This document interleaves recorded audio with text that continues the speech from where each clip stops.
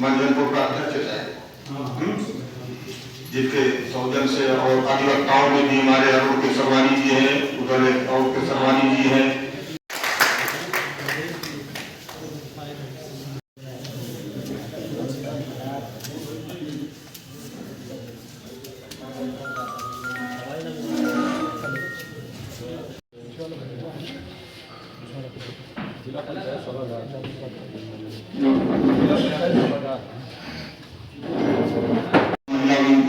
उसके बगल में दीपा श्रीवास्तव जी हैं, सामाजिक कार्यकर्त्री। उसके बगल में डॉक्टर नीतू कनौजिया जी हैं। विशेष उपस्थिति है जिला के पूर्व युवा मोर्चा के अध्यक्ष सुनील मिश्रा जी, इधर नरोत्तम दास केसरवानी जी बैठे हैं, आप उद्योग व्यापार मंडल के होने पर जब ये बनाया गया तो 1 सप्ताह का लिमिटेशन फिक्स किया गया कि शायद 1 सप्ताह में रजिस्ट्रेशन प्रत्येक दशा में यदि सारी कंडीशन टर्म पूरी है तो रजिस्ट्रेशन दे दिया जाए।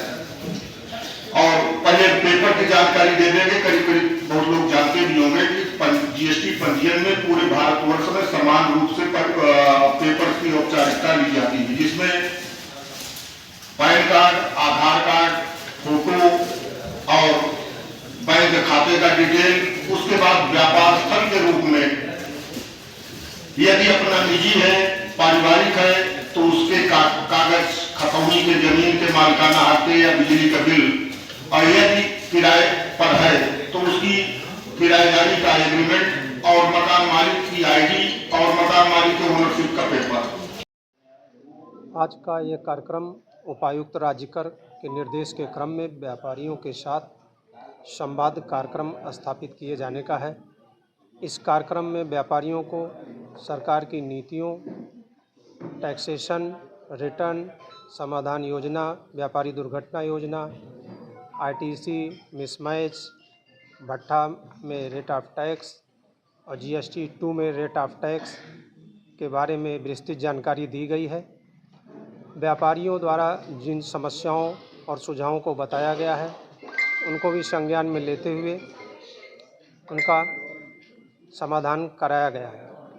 सर, सचल दल को लेकर के व्यापारियों में बहुत ऊहापोह की स्थिति रहती है कि डॉक्यूमेंट कम हैं और कुछ कमियां हैं, उसको लेकर के कार्रवाई पहले हो जाती है और व्यापारी उस पर अपनी बात नहीं रख पाता है।